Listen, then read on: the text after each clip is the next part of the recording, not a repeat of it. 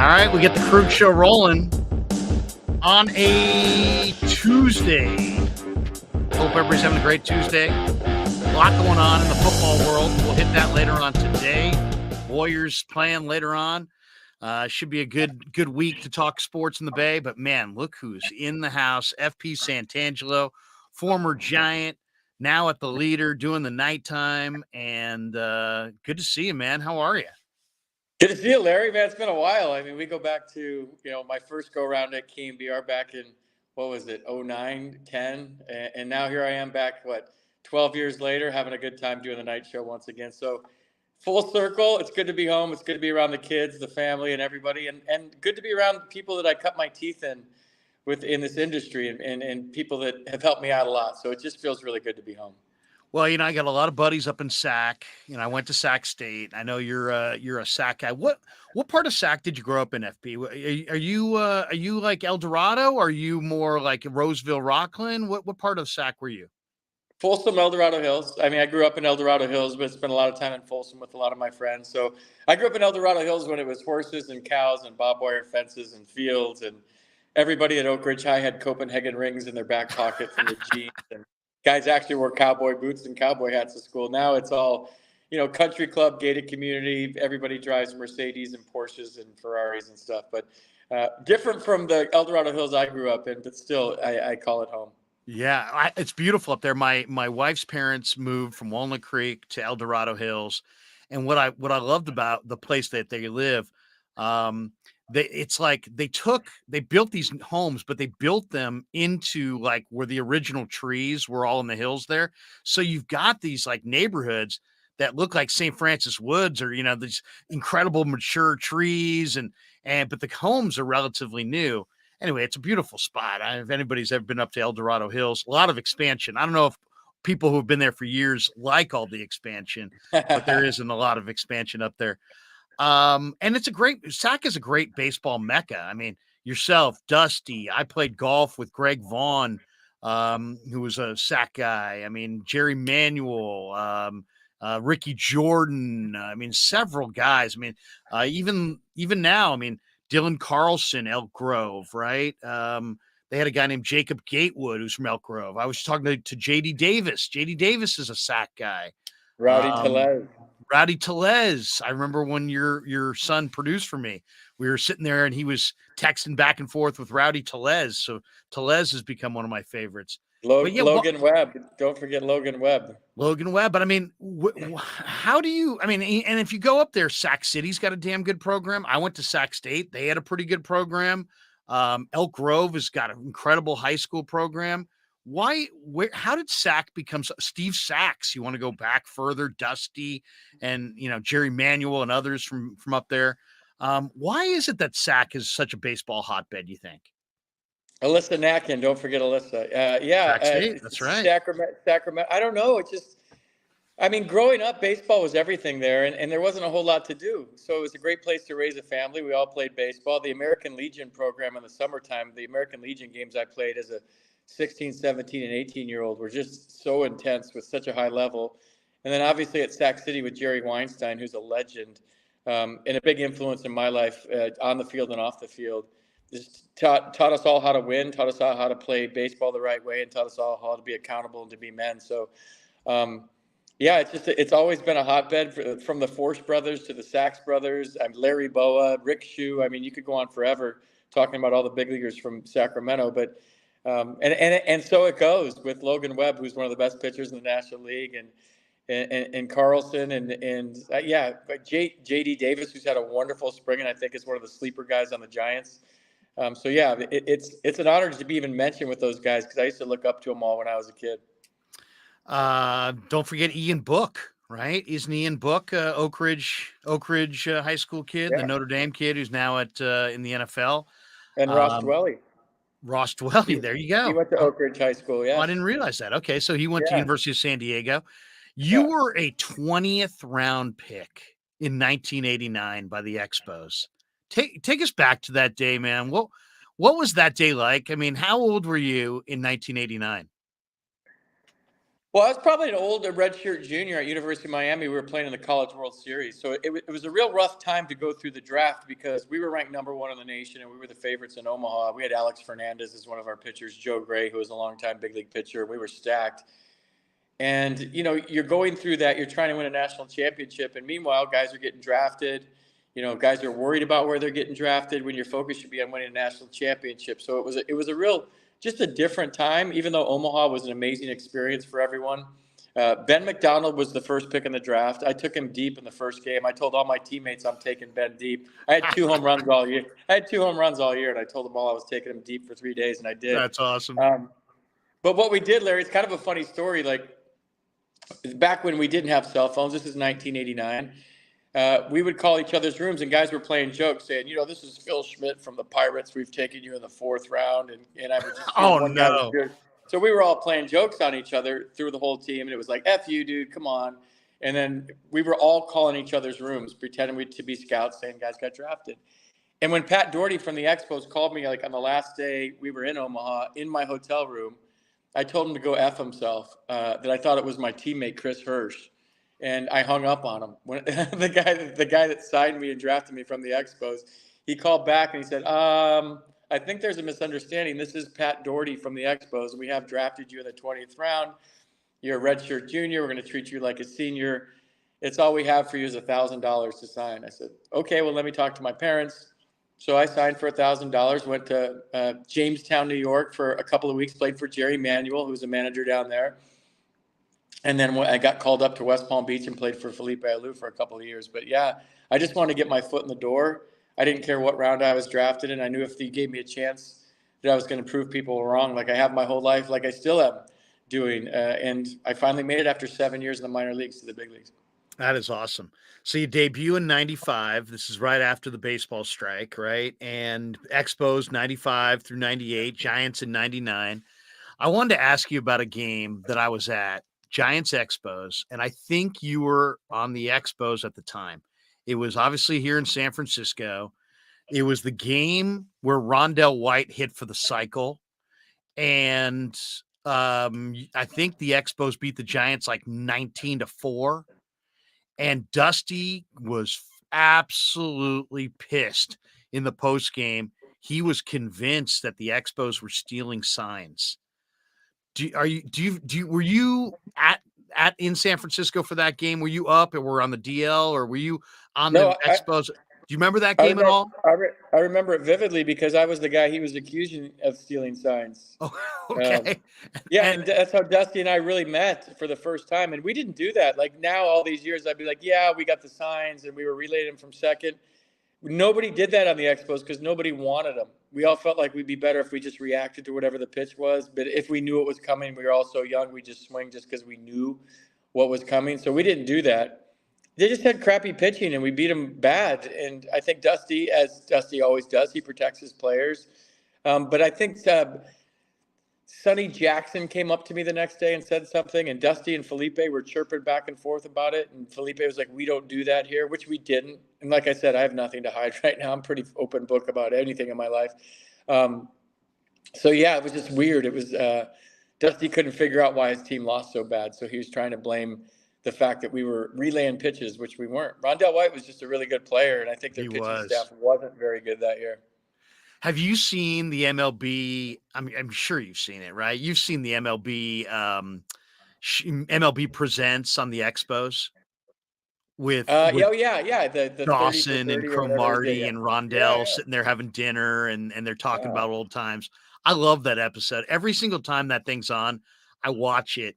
How do you feel, FP, about Montreal not having a team? And how did you feel when they had that kind of reunion up there? And it just, I mean, it was obviously an emotional thing. I personally would love to see MLB go back to Montreal, but what did you think of playing up there? What were those days like? I mean, I spent 10 years in that organization, Larry. So, I mean, it'll always be near and dear to my heart. I was in the minors for 7 and in the big leagues for parts of 4 seasons. So maybe 11 years there. So the city of Montreal, the people of Montreal, what a wonderful city, what a wonderful culture. And it was really great to be a part of it. And they get bashed for not being good fans, but if you walk down the streets of Montreal, they knew what your batting average was. They knew how you were playing. They knew where you were in the standings. There's just only a couple of months of summer there, and they didn't want to spend it indoors at Olympic Stadium, so the attendance wasn't great. They were losing their favorite players every single year. Here comes Pedro Martinez. He wins a Cy Young in 1997, and then he's a Red Sox in 98. And you could go on and on with Larry Walker and Marquise Grissom and Moises Alou and all the great Expo players, John Wetland, that just we graduated from the University of Montreal to the rest of the big leagues.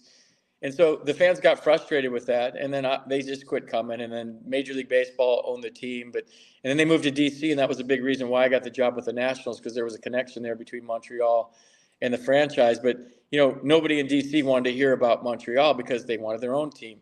But it's part of the franchise. It's part of the franchise's history. So when you think about it, I spent 11 years in DC and 10 with the Expos. So I was part of that franchise for 21 years.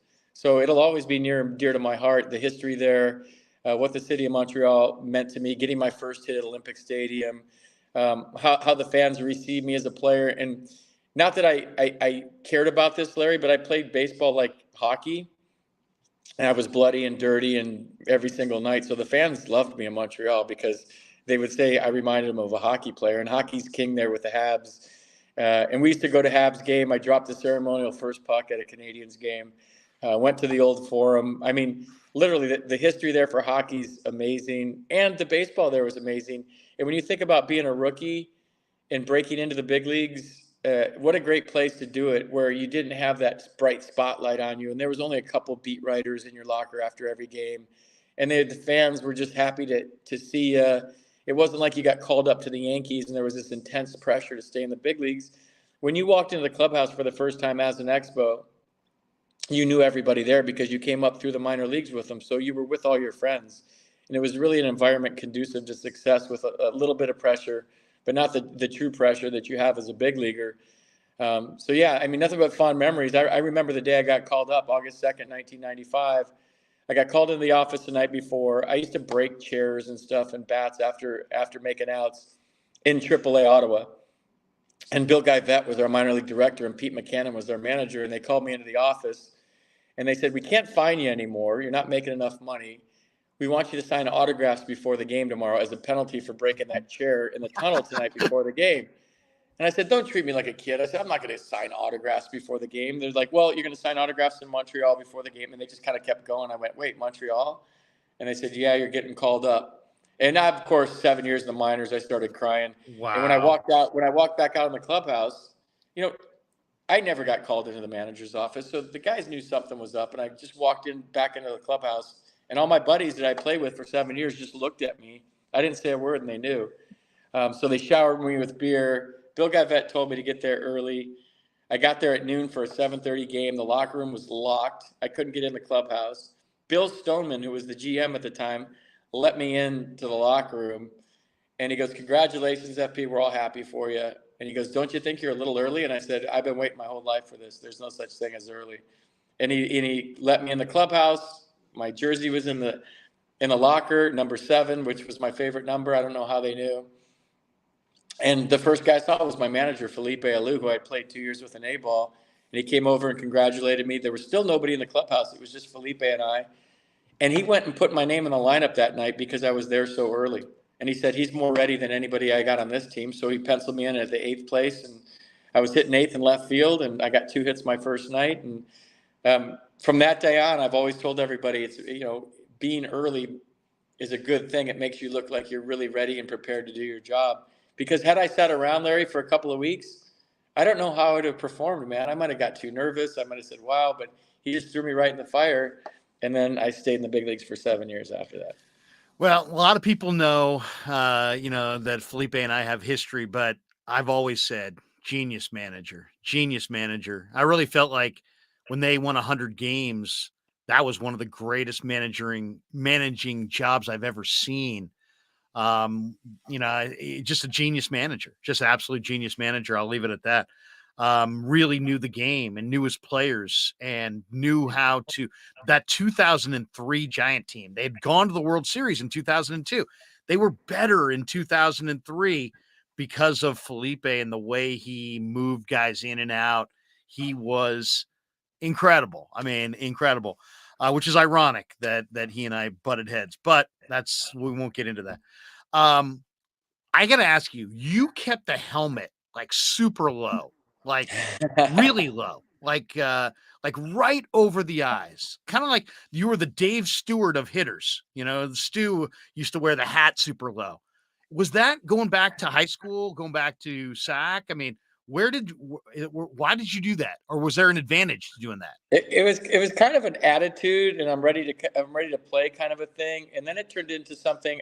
I had Dave Stewart on my show about a month ago, and I asked him about pulling his hat down so low, and he said that Sandy Koufax taught him that in spring training, and that it just kind of lowered his sights, and because he was missing high with his fastball, and it got him down in the zone. Right. And I was a good low ball hitter, so I felt like it accomplished two things for me. It was kind of a badass look, at least I felt like it was at the time. And then it kept me off the high pitch because I was a little guy, and if I hit the high pitch, it was a fly ball, and I didn't have any power. So it kind of helped me zone down the ball, and in my mind, look like I was ready to play and coming to get you.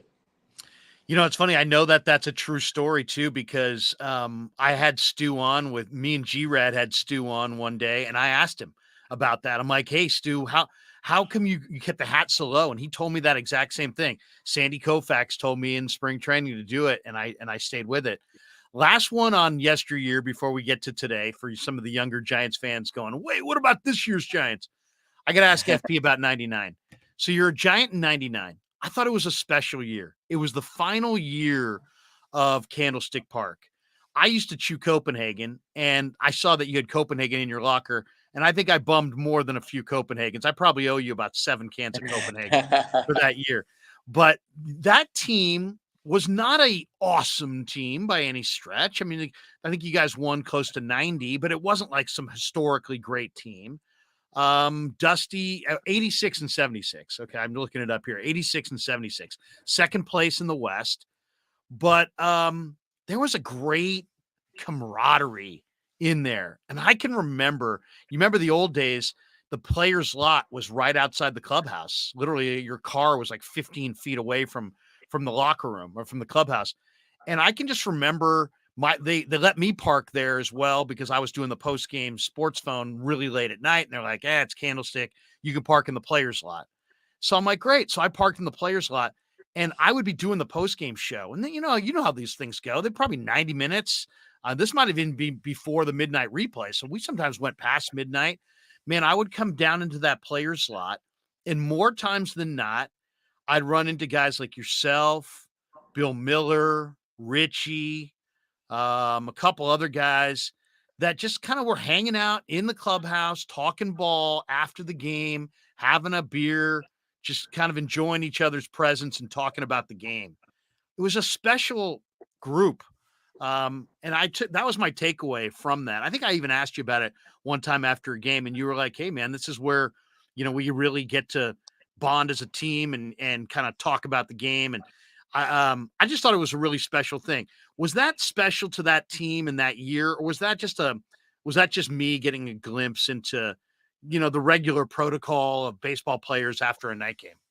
Well, I don't think that happens anymore. Guys are out of the clubhouse immediately, at least in my experiences being back east for over a decade. But that was just kind of where we bonded, where we had our beers and talked about baseball and solved all the baseball problems on our team.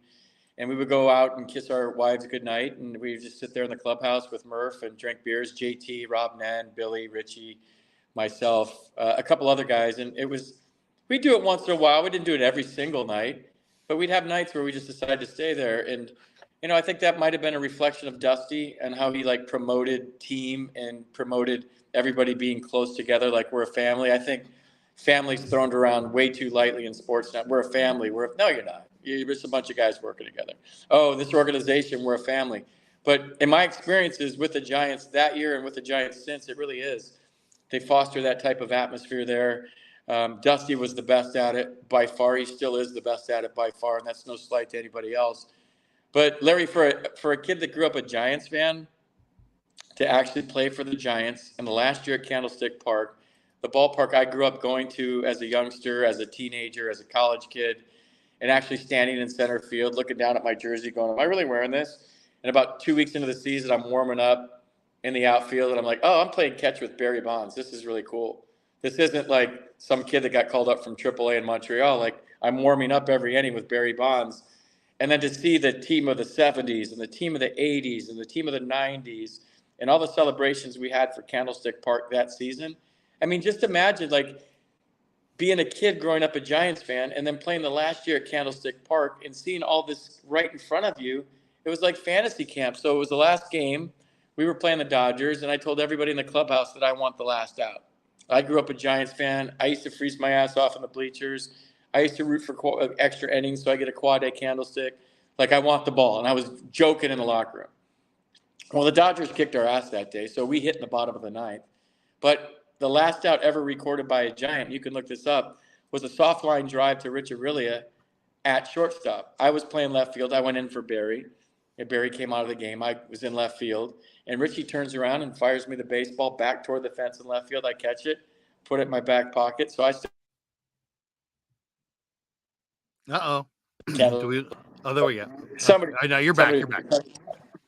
I have the last out ever recorded by a Giant at Candlestick Park. I have it in a cubicle. So yeah, it was a magical year for me. And nobody's ever parlayed one mediocre season into a career as a Giants broadcaster better than I have.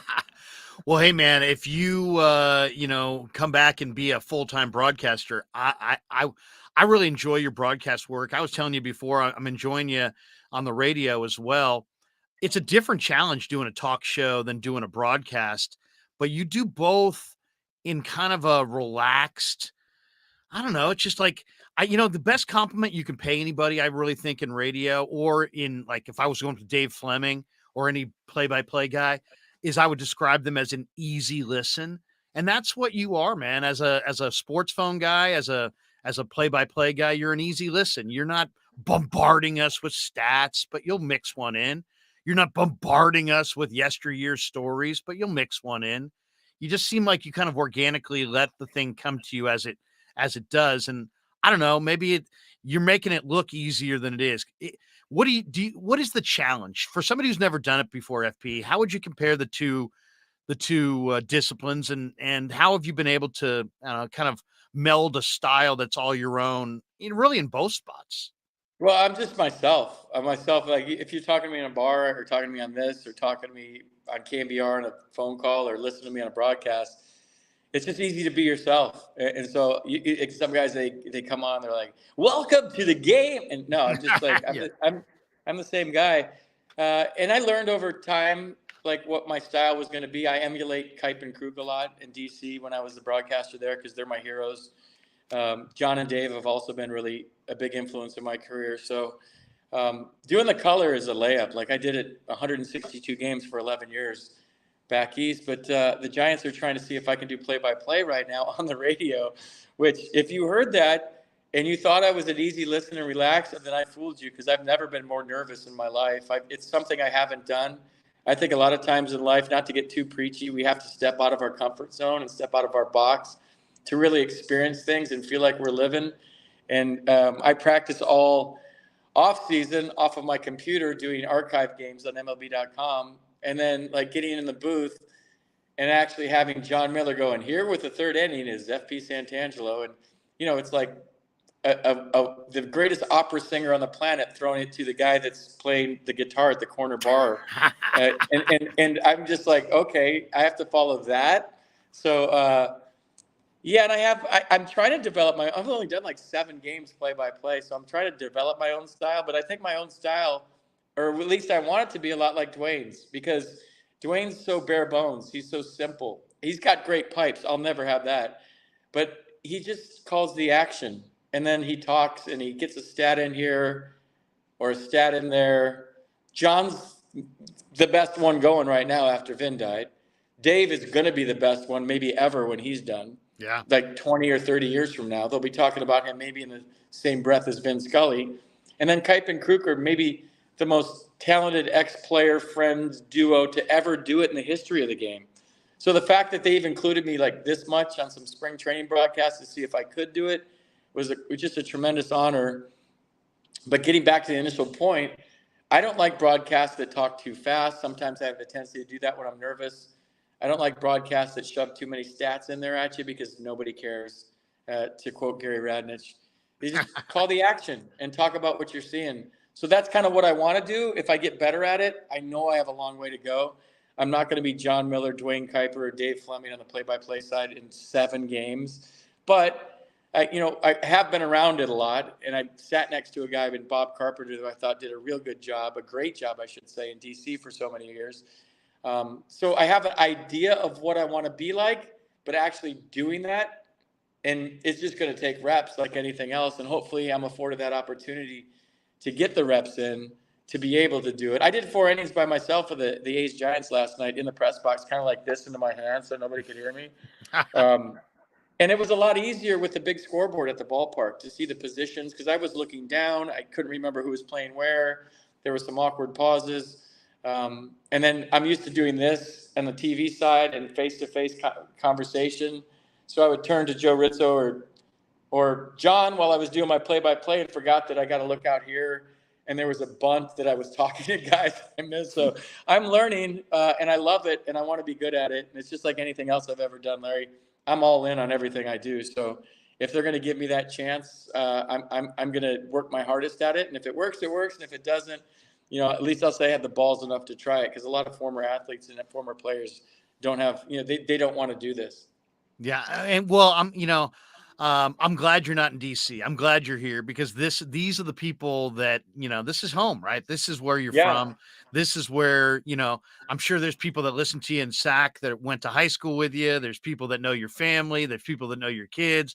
I don't know. To me, I enjoy doing what I do, but I don't think I would enjoy it much if I was just like in Tulsa or someplace and just trying to pretend that I was super fired up.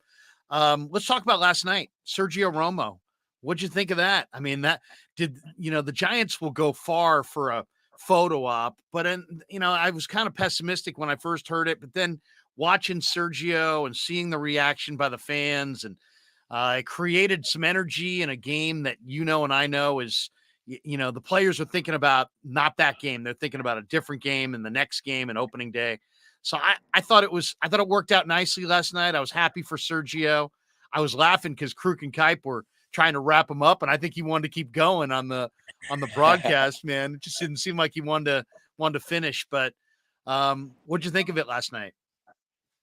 I mean, nobody's better than the Giants at this stuff, right? And just to even have that idea, most of us, we get released and we ride off into the sunset unceremoniously, and we don't have the opportunity to have closure like he did last year. But a 15-year career, 9 with the Giants, and in so many big moments in the postseason, whether it was Jay Bruce or Miguel Cabrera, and what he meant.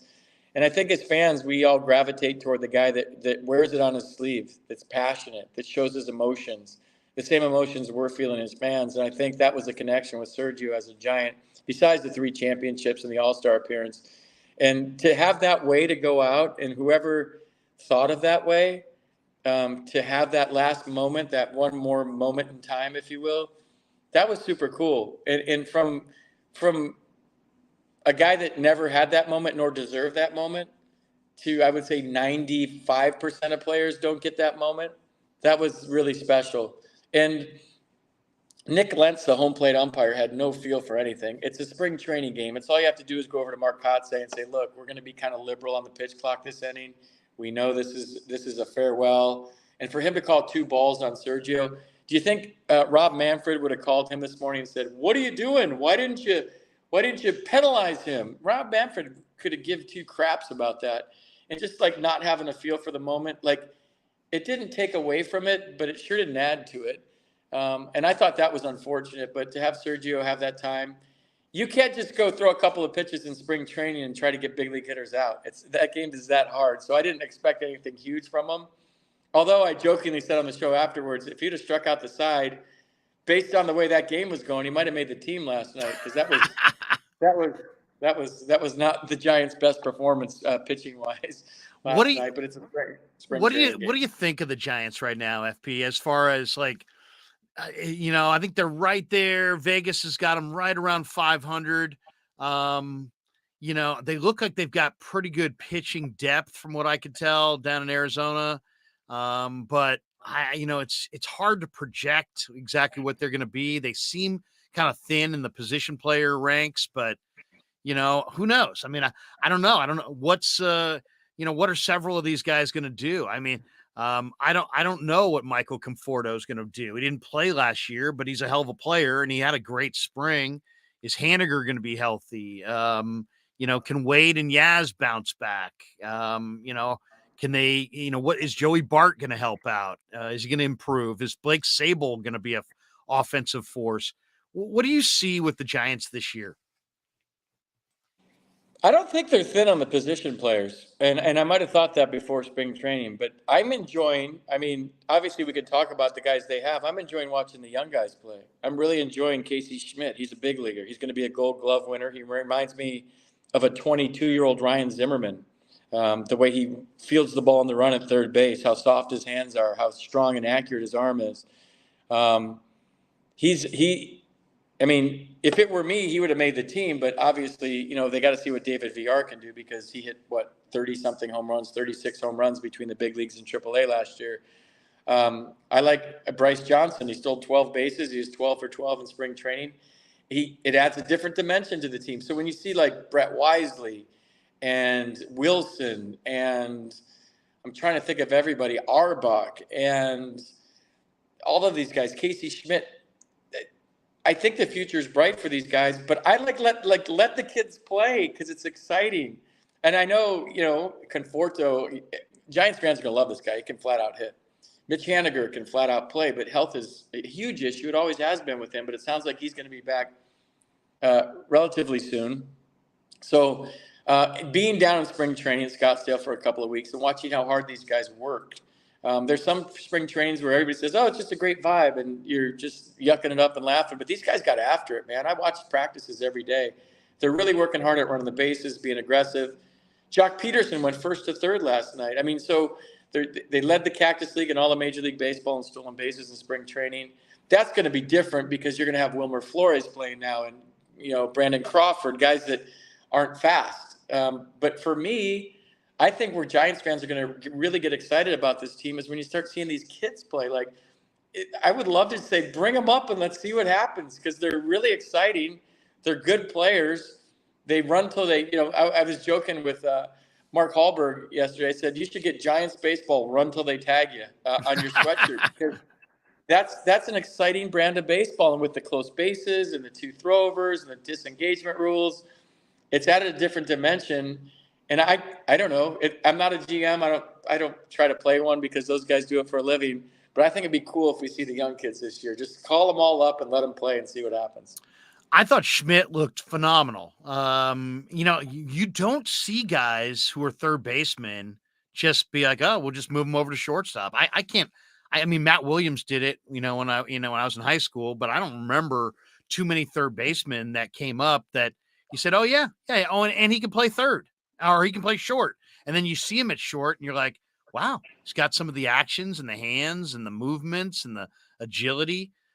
Schmidt to me, I was hoping they would go with Schmidt as well, but now after watching the way spring training ended, I'm wondering if maybe it's the right move to pump the brakes on him and give him a month in AAA.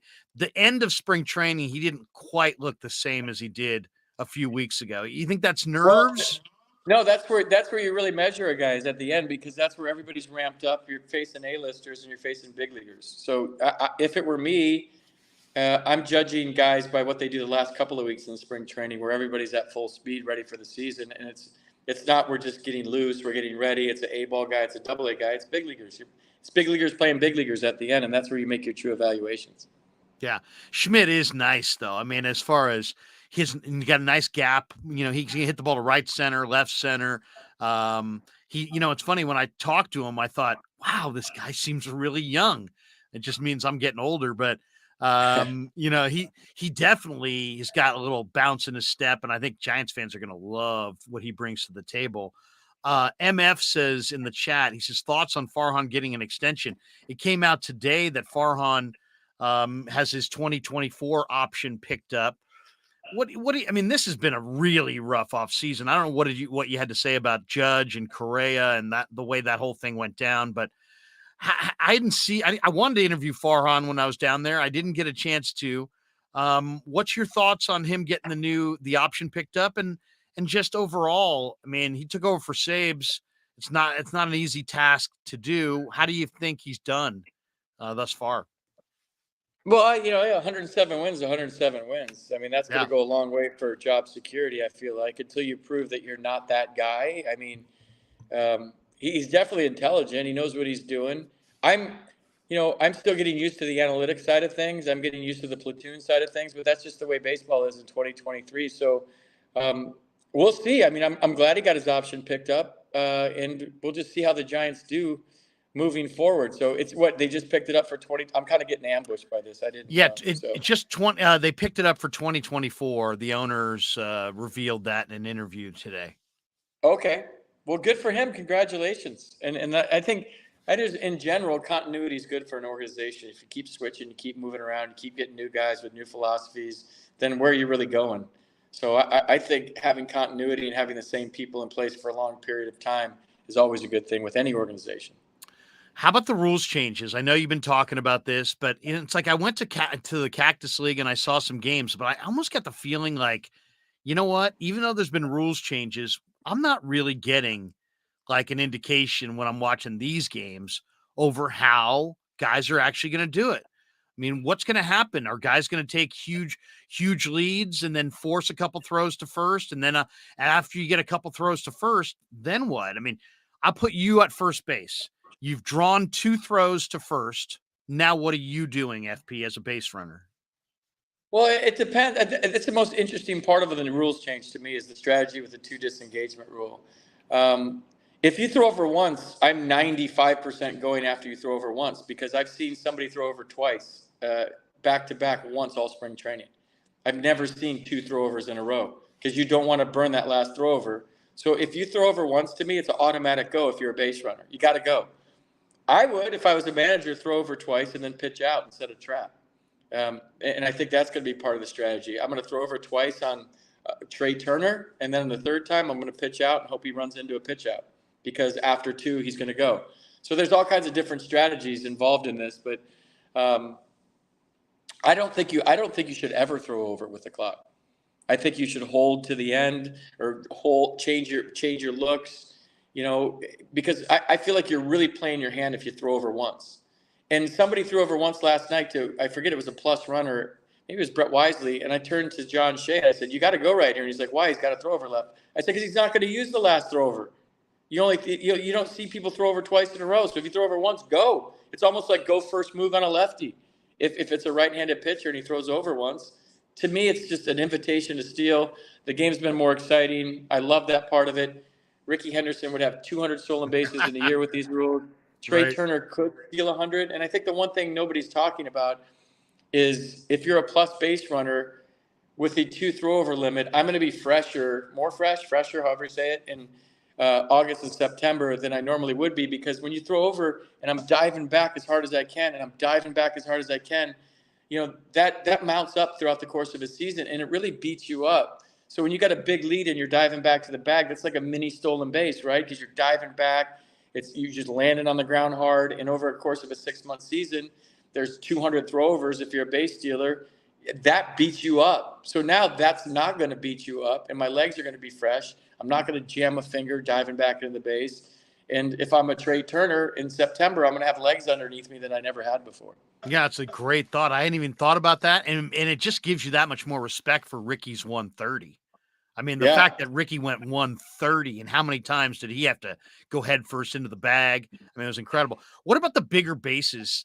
Is that anything? I mean, I know there's been less injuries. I've heard some of the infielders told me in Arizona that they just like the shape of the bag, the flatter shape of the bag more than last year's bag, which is a little bit more, has a little bit more of a profile to it, that they don't necessarily think it's a huge deal as far as the distance between bases, but that they think it will lead to less injuries because it's relatively flat. You played the middle infield.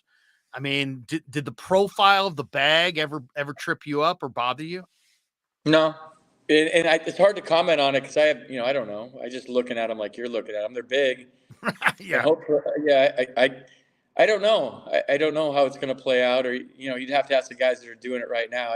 I know how they look. I know the distance is 4.5 inches closer from first to second, but as far as how they play, I don't know. I think that's like the most irrelevant thing, but we'll see. How about the clock? Do you like the clock? I I mean, love it, love it, love it. And I did you was like it when you first heard it, or do you like just the no, impact of it? I've done a 180. I was like, this is BS. It's bad for Okay. Oh, baseball. You're that's tinkering interesting. with, and then going down to Scottsdale and seeing it implemented and how quick the games go and how the pace is and how at first everybody felt rushed and it gave me anxiety. And I was like, this is BS. Along with Alex Cobb's quotes, this isn't baseball. I felt the same thing. But the more I saw it, the more that got used to it, the more that it does have a rhythm and a pace. And it cuts out all the crap in baseball, and you're playing baseball now. Yeah, I've done a absolute 180 on the new rules. I love the clock. Two last questions and we'll let you go. My son for Christmas gave me a t-shirt that said Barry Bonds is a Hall of Famer. And I wear it. I wear it from time to time, and I really believe it. It bothers me that Bonds is not a Hall of Famer. The one thing I always thought it was interesting, you stepped into that clubhouse in 99. You always were cool with Barry. Barry was always cool with you. And it just seems like, and if I'm wrong by that, please correct me. But No, that's the way. he's a dear friend. No, Yeah, you're right. did you guys have a relationship before 99? No, no. He liked me because I didn't take any crap from him. Right. He played the stereo every day, and we had lost 7 in a row. We were in Colorado, and I said, "Enough with this crap, dude. We're not winning. Let's put some other kind of music on." And he goes, "Well, when you win 3 MVPs, you can put whatever you want on." Da, da, da. And I said, "I have won 3 MVPs. I was MVP of my high school team, my junior college team, and my college team. And I'm going to change the music today." And everybody started laughing in the clubhouse. And from that day on, Barry and I were real tight. So he's a good dude, man. He should be in the Hall of Fame. It's not the Hall of Fame until Barry's in it. So, yeah, I'm with you. I'm a fan of the person. I'm a fan of the player. He was always good to me. And more importantly, he's always good to FP Jr. Yeah. Well, and I'll say this too. The Bonds is a jerk to the media. You could make an argument if you wanted to, but you know what? I was in there, met many players through the years. He wasn't any more of a jerk than anybody else. To me, he did not stand out as a guy who was difficult to deal with. He might not get the interview or the quote that you want, but he wasn't combative or harsh. He might say, "Hey guys, man, I'm out." Um, but I think that part of the Barry persona way overdone, way overplayed. He wasn't No, nearly no, as difficult. I disagree with you. I think it's pretty accurate. He was surly to the media, but he was cool to us, and I don't care. He grew up very protective, and he grew up with Willie and his dad, and yeah, I could see how the media wouldn't like him. Let's just put it that way. All right, fair enough. He did take. I remember many times there'd be people standing around in '02 and '01 watching him nap in the chair, and it's like, are you kidding me? We're watching a guy nap. Yeah, What if he leans forward and says something? All right, yeah, last one. MF says in the chat, he's like, I love FP's football takes, and I gotta say, man, I'm driving around listening to you. Here it is. He says, I love FP's Niners takes. Give me your thought on the Niners and the quarterbacks before you get out of here. They got Sam Darnold. They have Trey. They've got Brock. Brock played very well. There's a lot of people that are pushing hard for every single guy. The Darnold thing is interesting to me. I don't understand exactly what they see, but obviously Shanahan likes him a lot. Give me your thoughts on the Niners and the quarterbacks and in this offseason. Is Lance going to get dealt? Is he coming back? Do you like Purdy? Do you believe in Darnold? Where are you on the Did Niner it? quarterbacks? I grew up in a football family. My dad was a high school football coach, and I like football better than I like baseball, believe it or not. So it's not like I grew up breaking down film with my dad growing up, and I was this ball boy on the sidelines. He was a high school football coach in Sacramento for 40 years. So I love football. It's near and dear to my heart. It's just like anything else, and I'll leave you with this. Professional sports are bottom line business. It's about producing. It's about winning. Joe Montana was a winner. Steve Young was a winner. You can talk about their stats all day long. You could talk about whatever, but they won. And Brock Purdy got a chance. So it's near and dear to me, to my heart, when a guy gets an opportunity that wasn't supposed to get an opportunity and takes advantage of it. Because when you're a first round pick, you can have a couple crappy games, and well, we traded 3 picks for you. We're going to develop you. If you're the last guy in the draft or a 20th round draft pick that signs for $1,000, you get your day in the sun, man. You got to shine. There ain't no second chances. And he did that. He was 7-0 in games that he finished. He got the job done. He extended plays. Everyone says he managed the offense. He didn't manage the offense. He's a playmaker, man. He extended plays. He kept his eyes downfield. He threw on the run. He was accurate on the run. He was confident.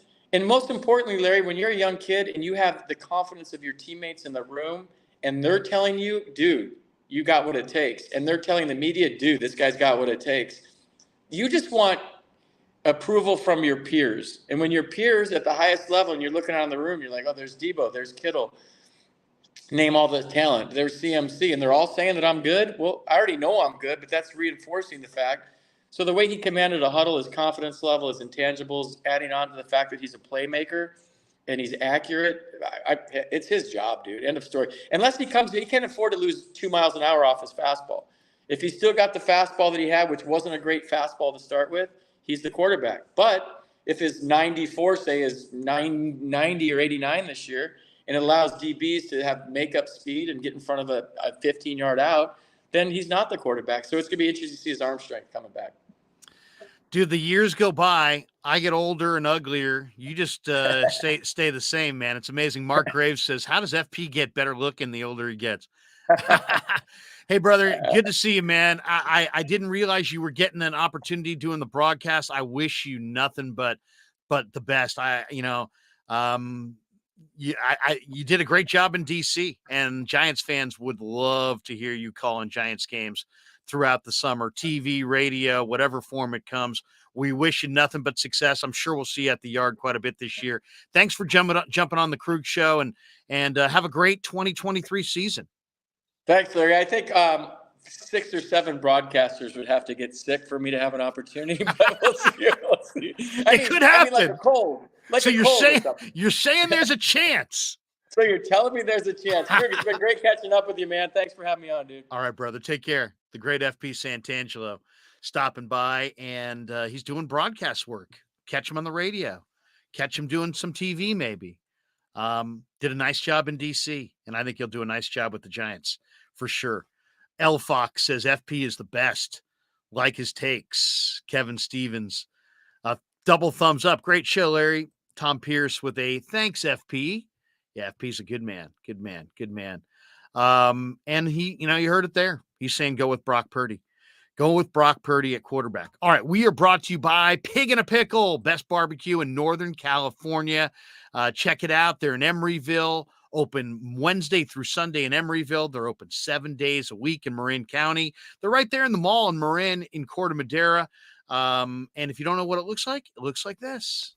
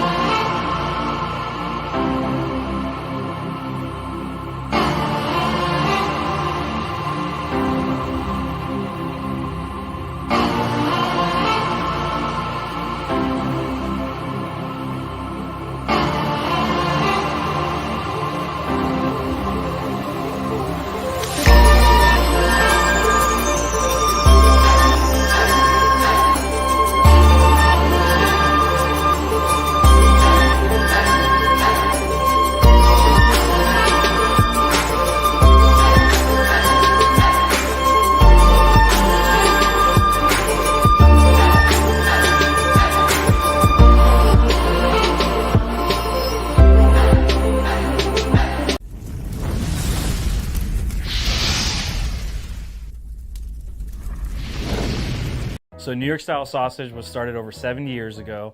We are the largest producer of fresh Italian sausage on the West Coast. What makes our sausage in New York style is really the recipe came from back east, from New York, from Connecticut.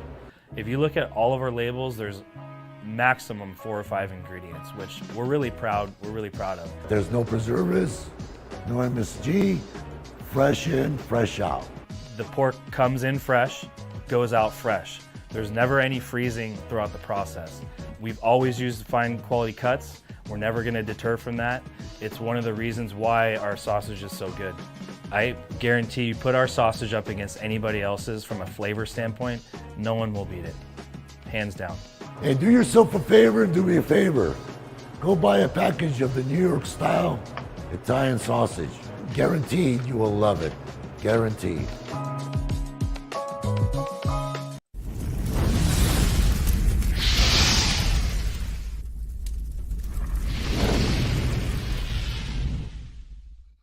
All right, welcome back to the Krueger Show. It was great to catch up with FP Santangelo. Eric Hernandez says in the chat, I had New York style Italian sausage on Sunday, and it did not disappoint. There you go, Eric. Fist in the air. Yeah, check out New York style sausage, whether it's the chorizo, the Italian mild, the Italian spicy, which is a personal favorite. There's a bunch of great ones. I mean, they got about 15 different kinds of sausage, probably more like 20 or 25. But check it out. Check it out. New York style sausage is phenomenal, and they're a proud sponsor of our show. And of course, we hit Scottsdale earlier this month, courtesy of New York Style Sausage Company. And we have a brand new contest starting in April that will go through April and May, involving the Krug phone. We're going to do the Krug phone episodes, and we're going to qualify whoever the best sports talk person is, and we'll have people vote at the end of the show starting in April and going through May.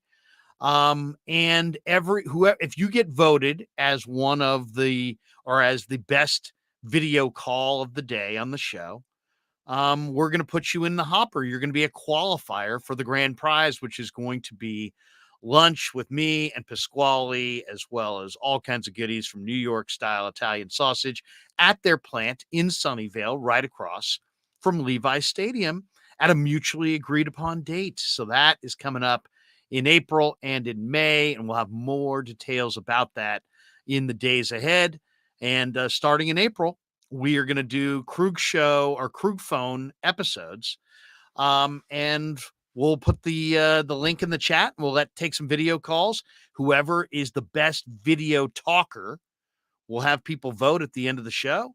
And if you're the best video talker that day, you're going to qualify for a chance to win the grand prize, courtesy of New York style Italian sausage. We also have this one from Nick Money Meyer at Sports Larry K. When are you going live again for Niner coverage? We got to talk.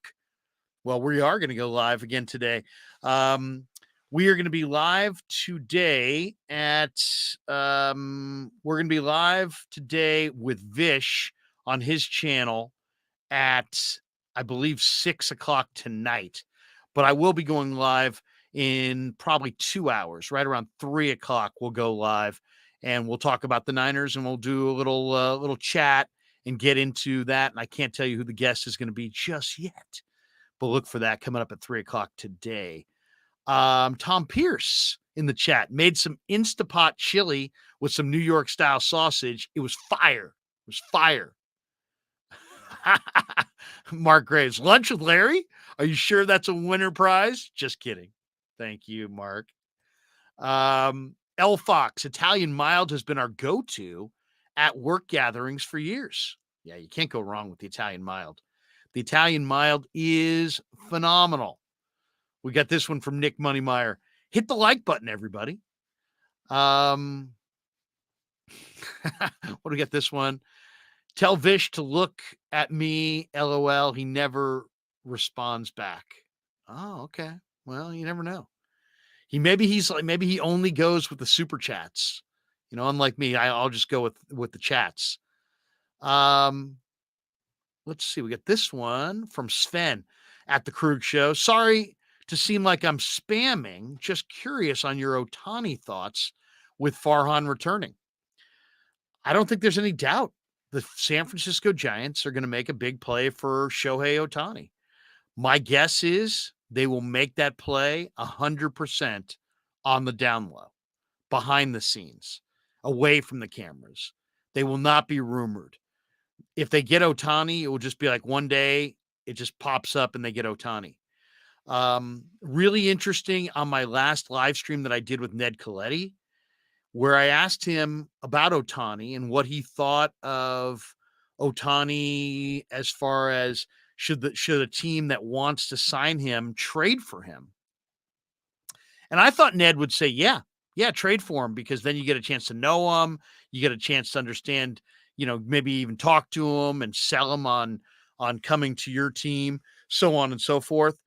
But he actually said no. He thinks it would be the opposite. He said that, that the price you'll have to pay the Angels and prospects will be so high that it actually will benefit you more to let him go somewhere else, in as far as a trade candidate, and so that you have a better team to try to attract him to when he's a free agent at the end of the offseason. It was an interesting take by Ned for sure.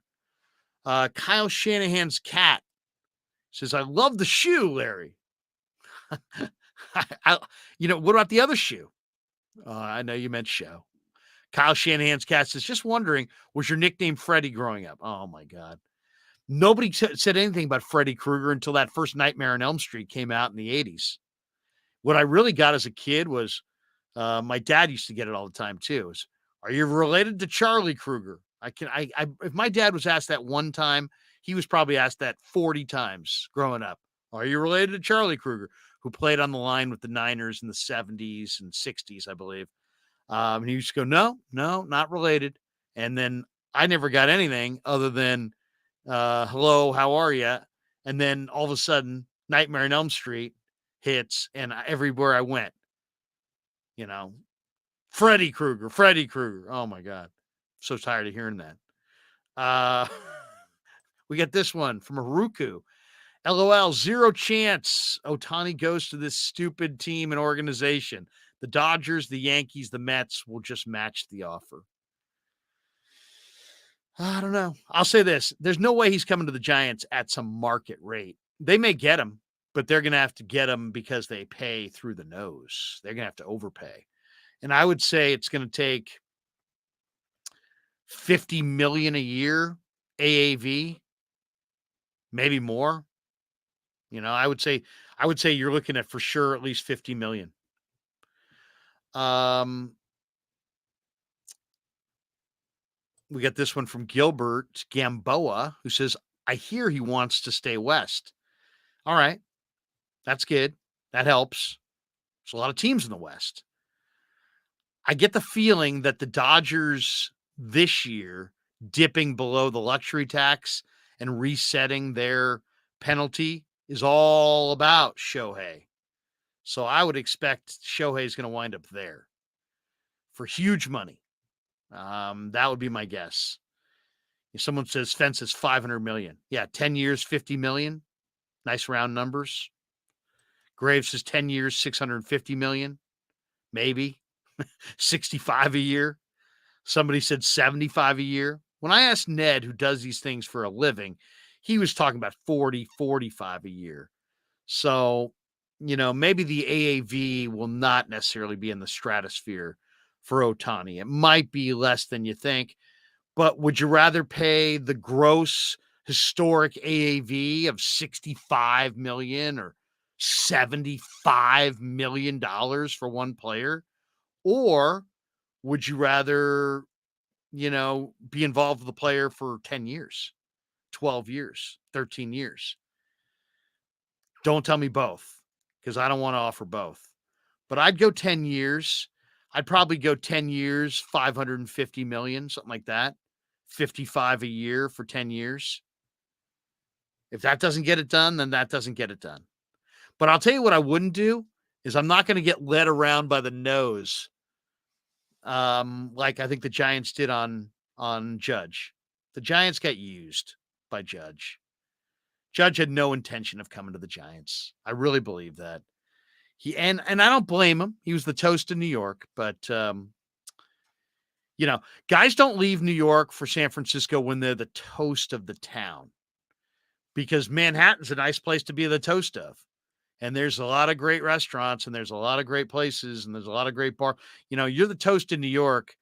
You're making money off the field that you couldn't make here in San Francisco. So there's that. As far as what's coming up on the show today, Eric Crocker, we're trying to hook up with Crocker later on today to join us on a live stream. We will be on with Vish at 6:45. And then tomorrow on the show, we're going to be on Wayne Breezy's channel tomorrow at 2, and then on Jesse Naylor's channel tomorrow at 7:30. And we'll do some more stuff on our channel tomorrow as well. Thursday's the opener. So Giants play the Yankees at 10 a.m. on Thursday morning.